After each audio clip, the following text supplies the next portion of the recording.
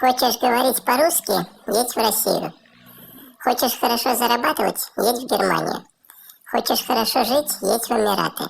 А в Латвию когда? Если ты как канадский еврей немецкой наружности и хочешь стать президентом, то едь в Латвию. Против масок? Едь в Россию. Против повышения пенсионного возраста? Едь в Россию. Против подорожания продуктов и горючего? Едь в Россию. Против Путина и Лукашенко? Едь в Латвию. Индия решила сменить название страны, потому что напоминает о британской колонии. Вот тупые деньги девать некуда.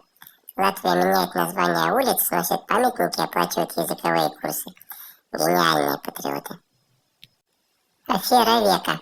Воевать за украинский язык за счет всех националистов Евросоюза и спустя год отправлять в Европу пойманных на коррупции чиновников. Почему российских пенсионеров с ПМЖ хотят вывести в Россию?